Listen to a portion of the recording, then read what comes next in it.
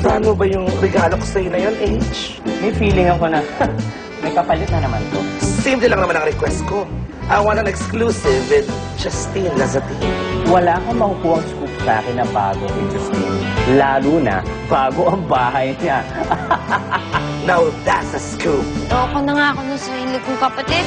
Tinaboy pa ako sa sarili kong bahay. Ano pa ba, Lord? Ano mo bang kailan?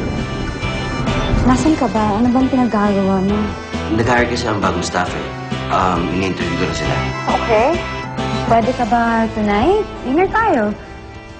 Kung pwede ka. Sure, yun lang pala eh. Hoy, babae, umalis ka na nga dito. Sumapakalagdan ko. Umalis ka na. Taas ang lagnat mo ah. Nani, huwag niyo akong iwan. Hindi kita iiwan. Dito lang ako.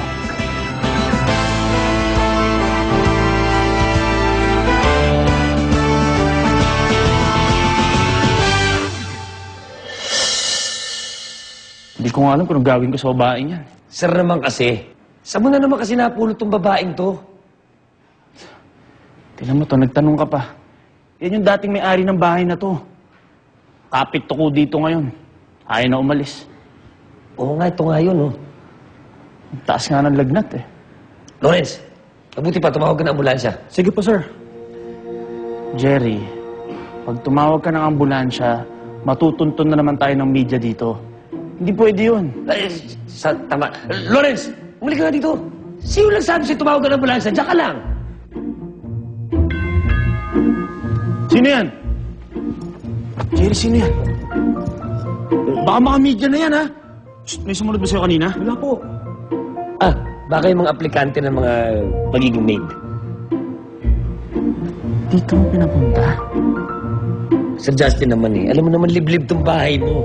Lagi naman sa Maynila ako mapuntahin. Oh, sige. Ganito na lang. Basta doon mo interviewin sa garden, ha?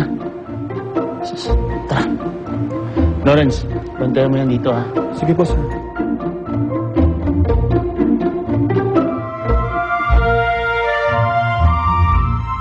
Marami na po akong naging amo, sir. Matagal na rin po akong maid. Ilang taon ka na ba nagkakatulong? Mga 5 taon na po. Hindi pwede yan. Next. Bakit, sir? Hindi yung ba narinig? 5 taon pa lang nagkakatulong, 1 dosena na naging amo. Malamang may ginagawang milagro yan. Next. Ang ganda naman ang cellphone niyo, sir. Malikot ang kamay niyan. Next. Sino mo ba talaga magiging amo ko, sir? Sino mo pong pakausap mo dyan? Chismosa. Next. Marunong kang magluto. Nag-culinary school ka pa.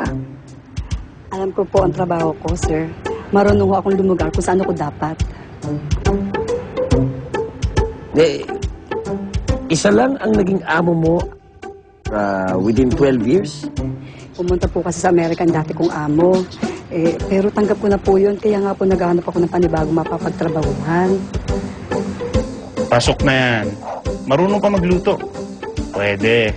Sige, ikaw nang bahala mag-negotiate ng sweldo niya. Salamat sa Diyos. Tanggap ka na. Pasensya na sa inyo, ha? Pag-usapan na lang natin ang sweldo mo, ha? Sir Justin, ito may babae, oh. Bakit? Si baby. Si Mama Bear ay matakot. Mama Bear ay matakot. Kumakanta to, eh. Si baby. Baka magaling na. Sir, tingnan mo to. Kinukubo siya na yata eh. Nagdidiliri niya yata. Naku! Lalong uminit. Kailangan natin siya dalhin sa ospital. Iyan naman yung mga gamit ko, ha? Shade, sombrero, tsaka jacket. Sige po, sir. Maaga ka na lang bumalik bukas para mapakilala kita sa bago mong amo. Sige po, sir. Sir, maraming salamat po. Babalik na lang po ako bukas. Sige. Agahan mo, ha? Jerry! Ano nangyari? Dadalhin natin sa ospital to. Bakit? Ano nangyari? Buksan mo yung pinto. Please, man. Sumakay ka na doon. Ano kaya sinasakay nila sa Ano kotse? nangyari talaga? Bilisan mo! Kaya isang bangkay? Teka, ako pala magmamaling. Ano ba? Andali. Ito na.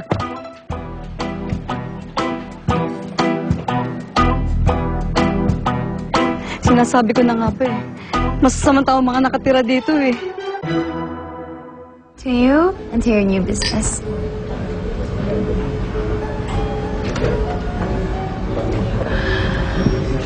So, may kwento naman about your new film production company.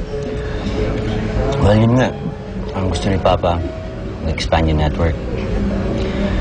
He wants to venture into filmmaking. And of course, pag maset up na yung company, we want Justin to be in our first film. Talagang magkaruntong yung puso niyo ni Justin, no? Yung best friends kayo. Parang playboy. And now you're going to work in the same business. So does this mean you're going to stay here for good? Yan ang gusto ni Papa. Pero inisip ko, hindi na ako matatagal dito. Why? I plan to go back to New York. Masayang ako dun eh. Magandang gabi, mga chismosa at chismosa. Andito po ang inyong lingkod, Chiki Kukulichikin, sa harapan ng isang ospital kung saan, di umano, ay nakakonfine daw si Miss Diane Ortega.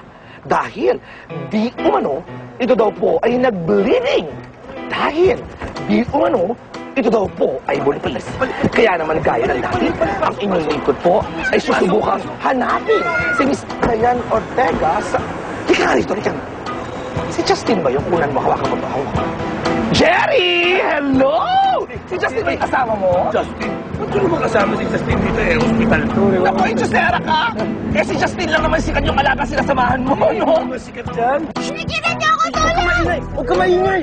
Uy, saan ba may ibang hospital dito? Aray! Alam ko malayo pa saan. Ha?